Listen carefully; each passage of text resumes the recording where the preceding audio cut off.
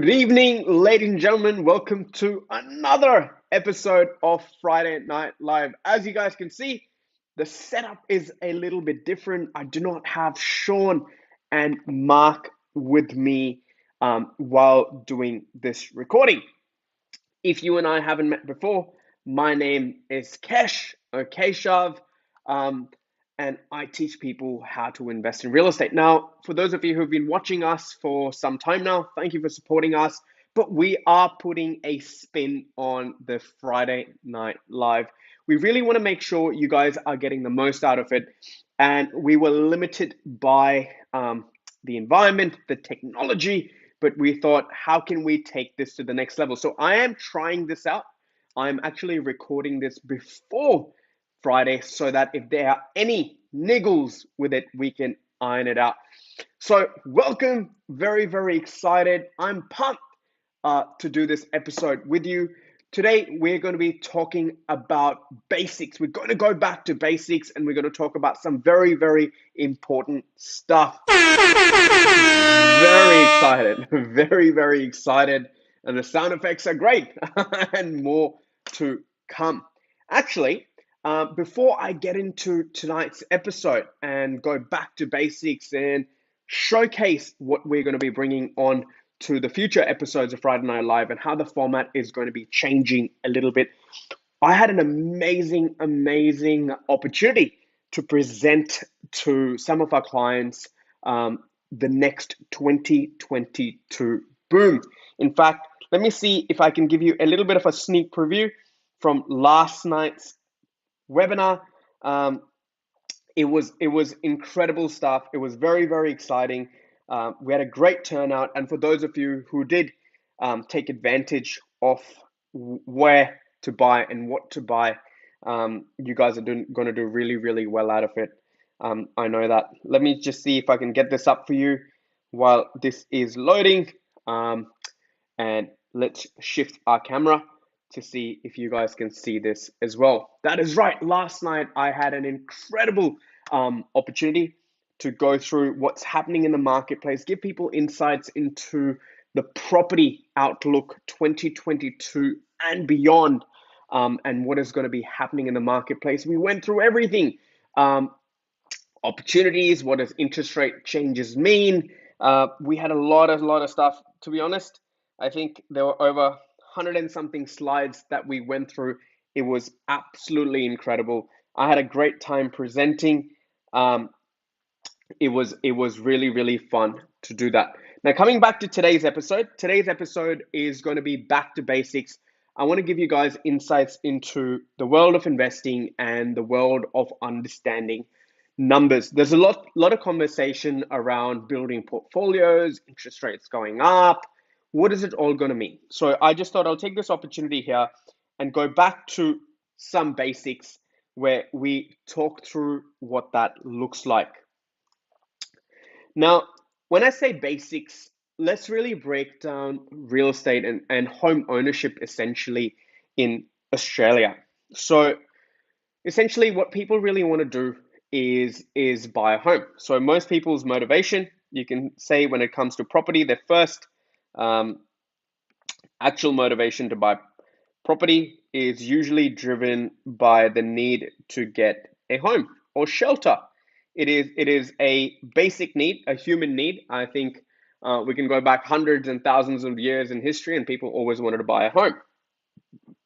And essentially, what happens is, first part of the challenge is, getting your deposits together, getting your borrowing capacity up and going, and getting a loan and all of that sort of stuff, and then finding the right property. And there are a few steps along the way that we go through in this process, right? Now, once we buy the home, on the other side of the home, what usually happens is, say this is year one of ownership of the property, and most mortgages are 30 years. And the reality is, most people actually go over 30 years to 39 years, really. So I'll actually plus 9 years sometimes to pay off their mortgage. Now, the challenge with this is that the repayments of this mortgage The repayments of these mortgages are being paid by your active income. So what do I mean by active income? So what do people do? People go to work.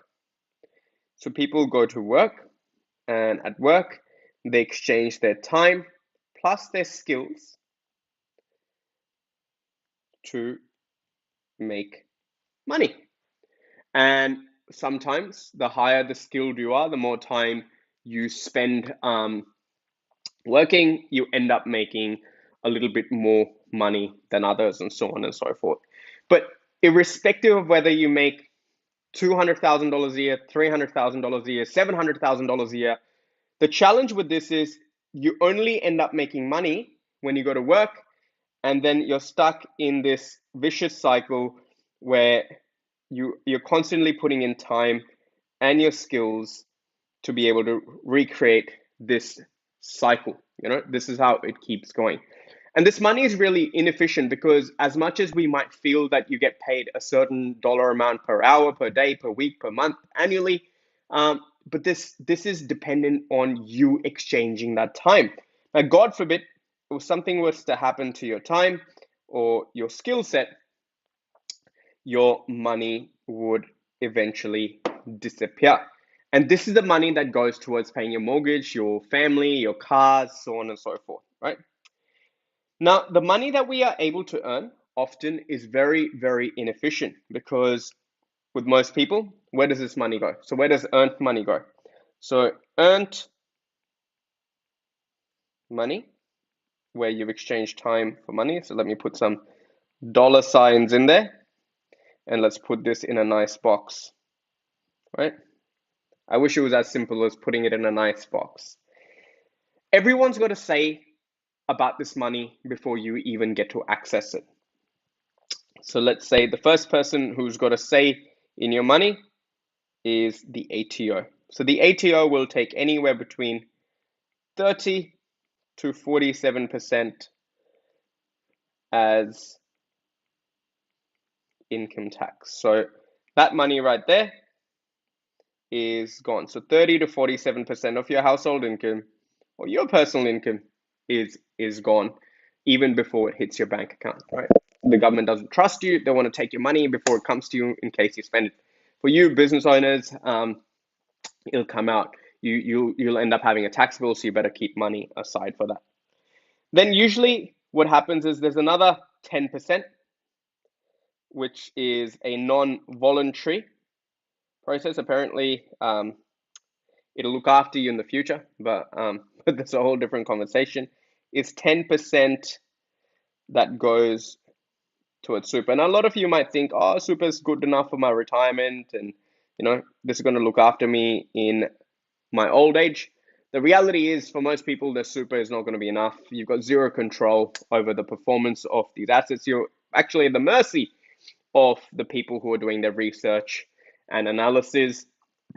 Some people do actually choose to take control of their super via self-managed super fund and do other things with it. For those people who actually take control of their super, well done. But that's essentially, let's just say 30 plus 10. That's about 40% of our income is gone before we even get to see it. Now, whatever is left, so let's just say that's gone. Whatever is left, the second dollar, that essentially ends up going where? That ends up going straight into your mortgage. That ends up going straight into your mortgage or rent or whatever it might be. And then whatever's left over. So mortgage usually is about 35 to about 55% is where it ends up going in most cases. So which is a lot of money that is gone, right? So 40 plus another 35, just between income tax, super, and mortgage, we can see here that easily between 65 to 75% of your household income is already pre-committed. This is you going to work, exchanging time and money to go and do these sort of things. And then if you are lucky, you'll be left with 15%. And this 15% will further be distributed into, say, lifestyle debt, bills, etc., etc., and maybe if 5% goes into savings, right? But this is not just for 1 year or 1 week, guys. This is for at least 30, 40 years. So you are going and exchanging time for money, time that we can never buy back, and exchanging skills for money. And whatever you're able to earn, between 65 to 75% of that money goes to other people before you get to see a single dollar. Now, most people would have to work for 30 to 35 years because their mortgage is for 30 years, and the only way for them to pay their mortgage is through their earned money. It is the money that they're earning. There's a pretty dangerous way to live because this has got 100% success. Like if something was to happen to the main breadwinner in the family, eventually what happens is, of course, if you stop earning, the tax will disappear. The super balance will not grow because you're not putting any more money, but you'll have to also sell your house and you won't be able to afford to eat or look after your children, and everything slowly starts to disappear. Your earned money is no good. It is almost like, I'd go as far to say it's as good as modern day slavery, right? You're just slaving away, slaving away, slaving away. Now, the reason people love the idea of passive income. Now, passive is a very, very important word. The passive word is very important when it comes to the world of creating income. So what we just discussed, this here, you exchanging time for money, this is called active. This is you going to work, exchanging time for money. Passive is you not having to go to work and you still receive money. Now, the idea of passive income is you don't have to exchange time for money. You don't have to exchange time for money. But passive income can seem to be a little bit more complicated. There are a lot of steps attached. Earning active money is very simple. You have a certain skill set. The economy rewards you XYZ. So if you pack boxes for a living, you get paid XYZ in the economy. And if you're a, I don't know, cardiothoracic surgeon, you will be paid a very, very different remuneration in the economy because your wage or your earnings are based on the bigger problems you solve and the larger barriers to entry into that industry. So anyone can pack boxes, for example. A doctor can go and pack boxes, but to become a doctor, you've got to be at your school for 15, 20, 30 years. I don't know, 15 years at minimum, and plus be able to get in. So barriers to entry, hence harder to get in, the more the reward, bigger the problem to solve. If a cardiothoracic surgeon goes wrong in the surgery, a person could die. If someone doesn't pack boxes correctly, they'll probably just send it back, right? So very, very different skill sets.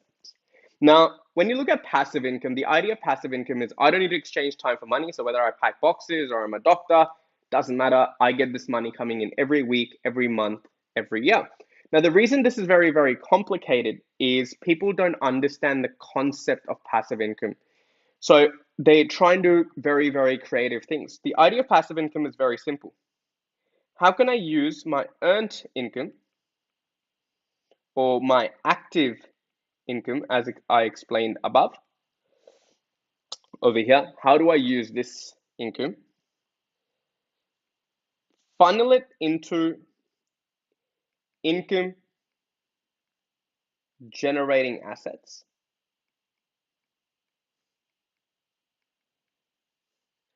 And how will these income generating assets then give me money that'll add to my, this is passive, and let's make it passive green, and let's say add to my earned money or active. And look, I'm not against working or anything. I think working is great. I'll do this till I die. I absolutely love it. But going to work because you want to and not have to is two very, very different stories. And how can you use a combination of passive and active to then help speeden up the mortgage? Because if you can make a, say, for example, $500 a fortnight extra payment, and we could add another $1,500 a fortnight from passive, then you'll be able to pay off your mortgage much more faster, right? Or lifestyle, cars, holidays, or even, say, spend for luxuries, so on and so forth. And that's the concept with passive. The only challenge with passive is it does take a little bit of time, it does take a little bit of sacrificing, and it does take more brains than just going and getting a job, right? There's a lot of moving parts, and there's a lot of confusion around it. So in this episode, what I want to do is start a conversation, start an introduction essentially to really breaking this down and figuring out the ideal way to do this. Now, everyone's circumstances are different. Everyone's situation and goals might be different, but I'd hope that you get some insights from what I'm sharing with you today. So let's look at our life and really understand the three main stages where we actually require money, right? Where do we actually require money? The first stage, the first and most important stage, if you will, let me create a little circle. The first thing that we really need is to at least get our fixed costs covered. Now, fixed costs are all those things, your mortgage or rent, basically the roof above your head, right? Then you've got your essential bills, so your internet, electricity, water, any non-negotiable medical expenses that you might have, and then of course you've got your food, groceries, whatever it might be, to eat. Basics. This is absolute basic stuff that we need. If you're not able to fulfill these obligations, you're pretty much hungry, homeless, and miserable, right? This is the absolute basic that we do require to be able to sustain ourselves. And from my conversations with hundreds of people, what most people require for a family of four is a minimum of $100,000 per annum, because say $26,000 goes to tax, and then you're essentially left away with some 70 something thousand dollars that'll just cover this, right? So this is very, very important. This is non-negotiable, right? This is the first important expense. This is where your money goes, right? So the first thing you're addressing, even through your active income, is after you pay the ATO, you pay the super, first thing it goes into is mortgage and groceries and bills, like essential stuff. Then comes the car repayments, and then comes the lifestyle expenses, and so on and so forth. Now, the second stage of money, essentially, if you will, is getting your lifestyle sorted out. So lifestyle is very, very important. Um, Lifestyle are things such as uh, lifestyle expenses could be children, right? So children go to sport, could go to tutoring, school, um, education expenses, holidays, trips, whatever it might be, right? Yeah, I'm gonna add holidays to this. So some of us have families overseas, so holidays are important to us. Um, we like to go and explore things and experience things with people. Social events, so going out for dinners, lunches, whatever it might be. And then of course you've got your rego, your car repayments, whatever it might be. Again, I'm not talking about Lamborghinis and Ferraris. I'm talking about something that'll get you from point A to point B safely without breaking down, right? So those are sort of your lifestyle expenses. Now, depending on your situation or what it might be, these lifestyle expenses could range from $30,000 to say $150,000, depending on how many kids you have, what sort of cars you drive, so on and so forth. Let's just meet in the middle and say that it's $50,000 per annum, essentially, for you. And then the third stage is luxuries. So this is where you end up buying your dream car, your dream house, your inheritance to the children, or whatever it might be. Luxuries, um, you know, luxury goods, watches, cars, holidays, flying business class or first class when you fly overseas, helping your kids with inheritance, helping out family, or giving to charity to help out the less fortunate, or animals, or whatever you're passionate about. You got to have a little bit more money left over from your fixed cost, lifestyle costs that you can then go and spoil yourself with some luxuries, with some luxuries. And the biggest challenge is we're trying to do all these three things predominantly from our earned income. And as I just showed you guys above, there's nothing left off it for you to really be able to enjoy your life to its full potential. And hence, sometimes I don't know if you guys, especially people who have been in the workforce for some time and you've worked very hard and you've seen those increments come through, but your lifestyle hasn't changed really because as your income went up, maybe you got married, maybe you had children, maybe you got a large mortgage, and your spare income really didn't change. Your lifestyle didn't drastically change, and your stress levels definitely would have gone up through the roof, right? So these are the sort of things that people are usually concerned about. They're going and thinking about these sort of things. Now, the idea of passive income is to figure out how can I use buying assets, buying income generating assets, in this example, real estate, residential real estate, that I can buy buy some property that is going to give me rent, right? And there's some challenges to that. So let's break that down further. So today, if we are earning money, you're spending it on fixed costs, then you're spending it on lifestyle and luxuries if you're left with any. It's a very inefficient way to do it, right?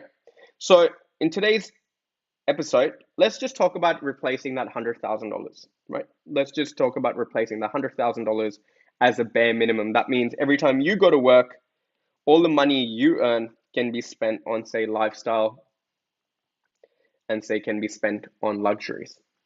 You know? Now, to understand how to create $100,000 passive income, one needs to really understand how real estate works. So, what is real estate? How is real estate really going to work? So, the first questions we need to ask is this.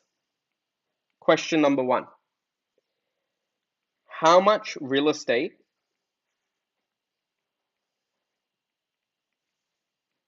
do you need to buy to actually create this income? How much real estate do you need to create this $100,000 passive income so that you can replace your annual fixed cost? Okay.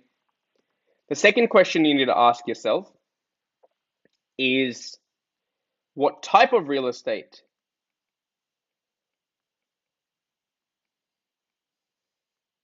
should I buy? And the third question should be, how do I start? And the fourth question for someone who's experienced, what are the challenges and obstacles I'm going to face along the way?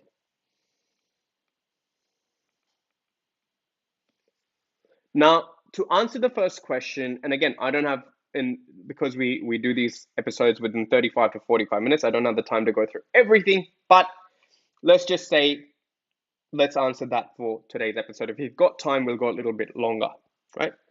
How much real estate do I really need?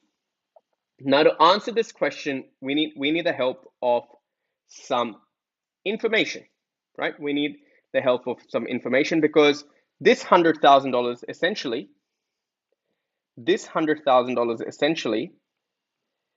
that real estate generates is rent, right? And for the ease of today's episode, for the ease of today's exercise, I just want to keep it super simple. So the numbers I'm going to do today, I'm not adjusting for tax or inflation or doing any of these sort of things, which you should, because I just really want to keep it simple and explain concepts to you. Sometimes we overcomplicate things without really getting a full depth understanding of it.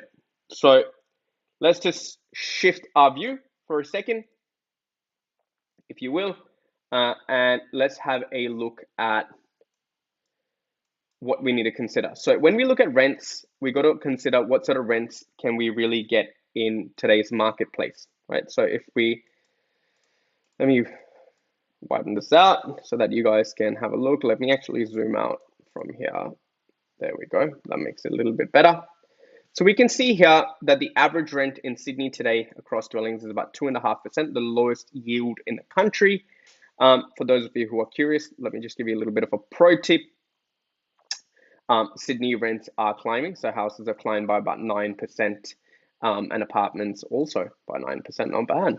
We are having, and this is going to happen as interest rates go up in the right locations. Rents are going to go up. So Sydney has got the lowest yields at the moment. Melbourne following suit at 2.8, and then Brisbane 3.5, Adelaide, Perth, so on and so forth. So again, clearly we can see here that it is fair to assume that getting a 4% yield in this market would be great within capital cities. Now you could go to some regional pockets, you can go to some weird parts, but you got to be a little careful, because then yes, on paper it's yielding great, but what are the levels of vacancy and what is the future growth? Because building a portfolio is a balance of creating cash flow and capital growth, if you will. So when you look at this and we come back to this essentially, to create $100,000, and if the average rental yield across my portfolio is going to be, say, circa 4%, if I take $100,000 and if I divide this by 4%, so let's do that together, $100,000 divided by 4%, that works out to be about $2.5 million. So for those of you, if you take 2.5 mil multiplied by 4%, it will give you $100,000. Now, a pro tip, if you've got rent properties which have strong rental growth or rental yields, the higher the yield, the less amount of property you would need to own. Now, again, the next question is going, okay, so I need about $2.5 million worth of real estate. All right, so what is going to be my starting point? Where do I start from? How do I get going? Again, for that, let's go back and look at what is happening in the marketplace, because I really want to make this valuable so that you guys can get realistic understanding of what to expect in the marketplace and what is really happening out there. So when you look at the prices of average dwellings, say in Sydney, you're looking at about $1.12 million across all dwellings. For houses, you're looking at about 1.4 million, and apartments about $830,000. Melbourne, across all dwellings, you're looking at about 806,000. Houses have just ticked over a million. And then apartments are sitting at about $630,000. Brisbane, similar story. So we can see here that even if you go to Darwin, the median house price is sitting well above $500,000 in this. So if we were to go and create a passive income story for ourselves and create a realistic example for ourselves, we would take this amount here and say, let's say we pick up an average of $650,000 per property, and let's divide that together. So take 2.5 million and we divide it by $650,000. That works out to be about 3.8 properties. So realistically, we're not going to buy 3.8 properties. We'll end up buying between 3 to 4. So now we have a target. We're very, very clear on what our investment target should be. Now, for those of you who are a little bit more advanced, not only buying the property is enough, but we got to think about things that, how can I buy these investment properties? Yes, that'll give me passive income, but along the way, can these properties help me minimize my tax? Can I get some of my tax back? And if I could do that, can I potentially use that money to then put it into my mortgage? So that means I don't need to sacrifice my lifestyle and, give up my avocado toast, but actually use the 10, 15, 20, 30K, whatever you're getting back in taxes from buying properties, and put it into your mortgage to really minimize that. Now, when you look at 3 to 4 properties at $650,000, the next question that comes straight away is this. What do I require to make this a success, right? The first thing we need to figure out is where are the deposit funds going to come from? The next thing we want to understand is how do I get a loan? What is my borrowing capacity? And the third thing is, great, if we buy 4 properties, who's going to pay it off? We do. And how am I going to pay the debt off? Right? So again, don't want to go too long with this episode. Today, we're going to break down the deposit part of it as part 1. And if you guys like this style, let us know in the comments, and then we will try our best to build further along on this. So when you look at deposits, deposits can either come from 2 places. They can either come from cash or they can come from equity, which is very, very interesting. So they can either come from cash or they can come from equity. So let's have an example. Let's do an example together, because there are 2 types of deposits there's 2 types of properties we could be looking at in this example. Let me get my desktop up so you guys can see that. Let me know in the comments if you can. Let's minimize that so it's nice and clear for you all. So let's take an example of a $650,000 property that I've done here. To buy a $650,000 property, you would need a minimum of a 10% deposit. Now, some of you who might be first-time buyers, you might get away with lower deposits. Lender's mortgage insurance is something that we pay when we pay less than a 20% deposit. Lender's mortgage insurance, in fact, is your best friend for investors. It helps you maximize your deposit funds, and plus, it is a tax-deductible expense. Then we got to pay stamp duty. Now, normally speaking, what happens is when you do a 2-part contract, say like a house and land, the full stamp duty would have been, say, $24,000, $26,000. This example is for a property in Queensland, and you end up paying stamp duty only of $9,700 because you pay stamps on the land. But if you were doing a single contract property, then you would end up paying the full stamp duty. Then you got to pay solicitors' fees, and then you've got miscellaneous expenses of setup costs, so on and so forth, right? So all up here that we can see that to do this successfully and actually create passive income for ourselves and buy our first property, we would require anywhere between $111,000 as a deposit and minimum $585,000 from a borrowing capacity perspective, right? So this is going to be your starting point. Now, the $111,000 here in this example can come from equity or cash. But if you're going to be using this from equity, you got to add this to your borrowing capacity requirements, because pulling out equity is nothing but taking another loan. And for investment purposes, that loan, then the interest paid on that loan becomes tax effective, but that's for another day. So essentially, what we as investors need to figure out now is, if I'm going to build a portfolio and for every property that I buy for $650,000, I require a $110,000 deposit for the $600,000 property. Let me just make sure this is connected. There we go. For every $650,000 property, I require circa $110K in deposits and say about $585,000 to borrow. So now if I want to buy 4 properties like this, that means I need $440,000 in deposits, and let's multiply 585 by 4. That means I need to be able to borrow $2.34 million. And now the bigger part of this puzzle essentially is not only being there, but also being able to pay off this debt so you can have it debt free. Now, for deposit funds, guys, again, everyone's circumstances are different. Some people are able to put large sums of deposits together. I don't know a lot of people who can save up $440,000 a year.